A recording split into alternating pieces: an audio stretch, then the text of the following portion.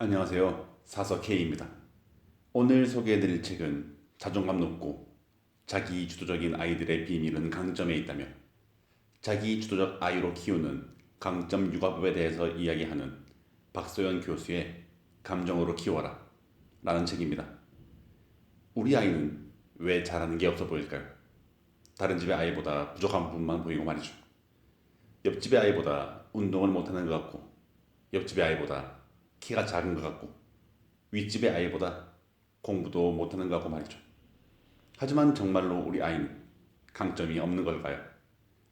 사실 우리는 본능적으로 지금까지 타인의 장점보다는 단점을, 강점보다는 약점을 먼저 보고 자라온 것 같습니다. 경쟁사회 속에서 살아남느라 본능적으로 타인보다 내가 우위에 있어야 한다는 강박에서 말이죠. 그리고 아이에게서도 우리는 단점과 약점을 먼저 보는 것 같습니다. 그 단점과 약점이 훗날 아이에게 진짜 약점이 되지 않을까 불안해하면서 말이죠. 그리고 그 약점을 보완해 줘야겠다는 생각이 계속 들기 때문에 계속해서 그 약점이 보이게 되죠. 하지만 우리는 특히 아이에게는 아이가 자랄수록 강점에 관심을 기울여야 합니다.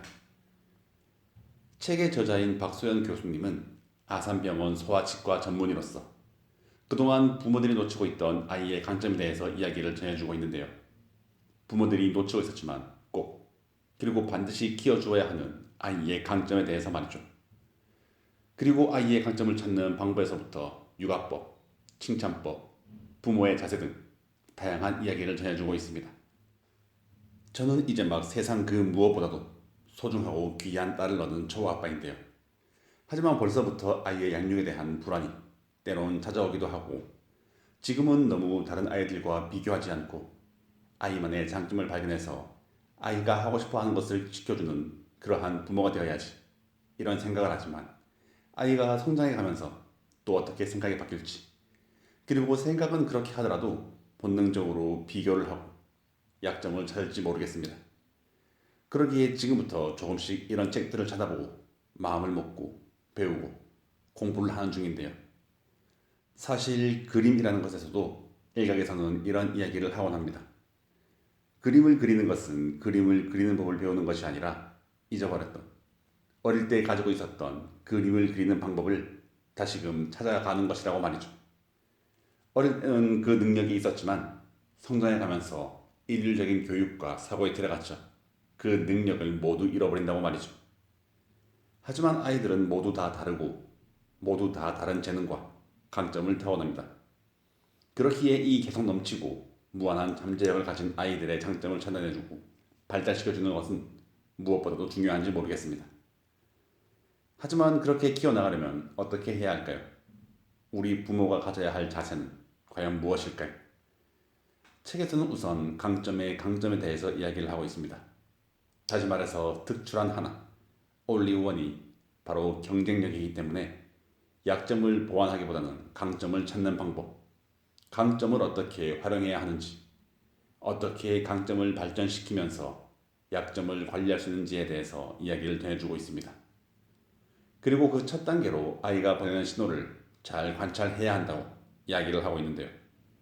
아이가 자꾸 무언가를 하고 싶어 하고 집중을 하고 다시 하고 싶어 하는 무언가가 있을 때 이러한 것을 강점이 되도록 키워주면 그것이 바로 재능과 강점의 선순환이 된다고 말이죠. 그리고 이러한 선순환이 이어져 자기 주도적이고 자존감이 높은 아이로 성장한다는 것이죠. 어쩌면 아이에게 더 집중하고 아이가 원하고 아이가 잘하는 것을 발견하는 것이 우리 부모의 첫 번째 지상 과제가 아닐까 싶습니다. 그리고 이어서 2장에서는 구체적인 육아법을 제시하는데요.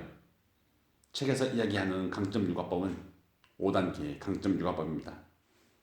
1단계에서 아이와 신뢰를 만들고 2단계에서 아이의 강점을 파악하고 3단계에서 아이와 함께하는 목표를 설정하고 4단계에서는 2단계에서 찾은 강점을 기반으로 목표를 실행하고 5단계에서는 아이가 목표를 달성하면 아낌없이 축하를 해주고 피드백을 해주는 것입니다.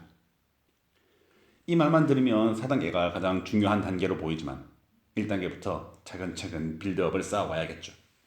그리고 4단계, 목표를 실행하는 단계에서 부모에게 섣불리 아이에게 방법을 알려주지 말고 스스로 답을 찾을 때까지 기다려주라 강조를 하고 있습니다. 이 부분이 참 말로는 쉽고 이해는 가지만 실천이 어려운 부분인 것 같습니다. 이어서 3장과 4장에서는 부모가 아이에게 어떻게 말을 해야 하고 감정을 표현해야 하는지에 대한 방법과 정서 안정이 어떻게 아이에게 영향을 미치며 그 속에 숨겨진 비밀이 무엇인지 이야기를 이어가고 있습니다. 저는 개인적으로 이 3장이 많이 와닿았는데요. 특히 저자는 아이를 제대로 알려면 부모 스스로가 먼저 자신의 감정에 대해서 잘 알아야 한다고 이야기를 하고 있습니다. 자신 안에서 해소가 되지 않은 본인의 꿈과 아쉬움을 아이에게 투영하지 말라는 이야기였는데요. 그렇게 아이에게 본인의 어릴 적 꿈과 아쉬움을 투영하지 말고 아이 본연의 강점을 찾아주어야 한다는 그 진리를 다시 한번 강조해주고 있습니다. 그래야 아이도 자신 있게 자신의 꿈과 희망, 관심사에 대해서 부모에게 편하게 얘기할 수 있고 내면의 감정도 불편하지가 않다고 이야기를 하고 있습니다. 하지만 사실 많은 부모들이 어쩌면 아이를 위한다고는 하지만 자신이 이루지 못했던 꿈을 성공해 주기를 바라는 마음에 가르치고 또 가르치며 아이를 교육하고 있을지도 모르는 우리 사회의 풍토 속에서 가슴속 깊이 새겨 넣어야 할 이야기로 다가왔습니다. 이렇게 자녀를 올바르게 교육하는 방법을 넘어서 올바르게 자녀를 사랑하는 방법에 대해서 이야기를 전해주고 있는 이 책.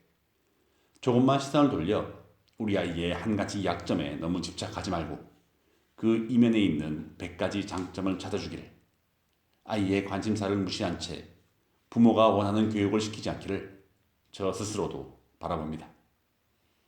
책에서 이야기하는 육아법을 곱씹어보며 자신에 맞는 자녀에게 적용을 해보세요. 먼저 부모의 마음에 여유가 생길 것 같습니다. 그리고 그 여유 속에서 아이에 대한 믿음이 생겨나고 아이를 재촉하지 않을 것 같습니다. 혼자 조급하고 혼자 불안했던 마음을 내려놓고 언제나 그 자리에서 환하게 반짝이던 내 아이를 향해 달려가기보다는 배우 이윤진님의 말처럼 환하고 반짝이는 우리 아이들을 다시 한번 바라봐 주세요. 우리 아이들의 반짝임에는 끝이 없습니다. 네, 오늘도 이렇게 들어주심에 감사드립니다. 더불어 사서K의 책 소개가 재미있으셨다면 좋아요, 구독, 알림 설정으로 사서K가 매주 들려드리는 다양한 책들과 만나실 수 있습니다.